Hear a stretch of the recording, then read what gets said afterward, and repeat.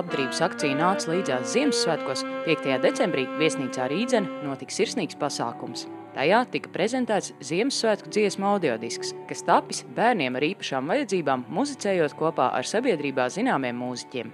Dziesmas jau skaists un dziesmas, es centos nesabojāt šīs dziesmas.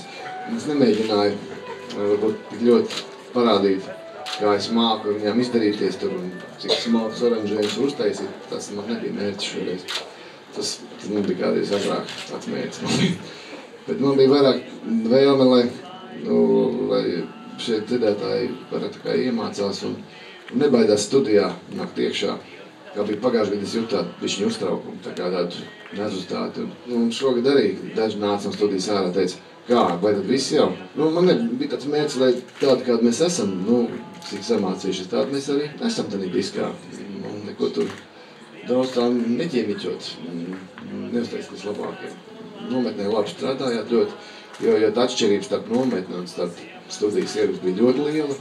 Es pat brīži nepazinu, kas tie par dzirdētājiem savadušies studijā. Tā kā mums tā bija, atnāca pēkšņi, te jau viss jau nav ko var darīt.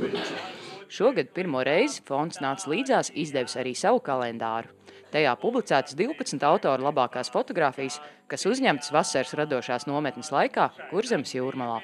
Fotogrāfija ir tāda lieta, kas prasa centību, pacietību, mīlestību un talantu. Un tas jums ir. Un par to es esmu ļoti priecīgs. Un vislielākais prieks par to, ka Kolkā, kad mēs bijām kopā veselu dienu, es redzēju, ka jums spīda acis un ka jums tas patīk un ka jums tas labi sanāk.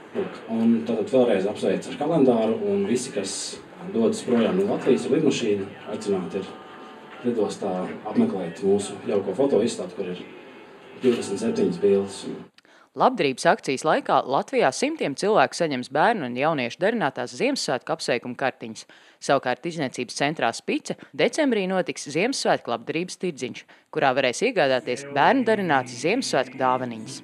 Turpat arī būs festivāla nāca līdzās labāko autoru radošo darbu izstādi.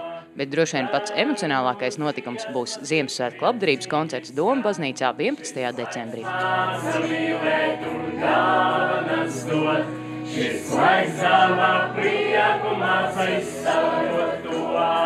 Ziemassvētku laiks, visas ielīsmo, bērnu dziesmu, cik priecīgi skan. Šis laiks māca mīlēt un dāvanas dot. Šis laiks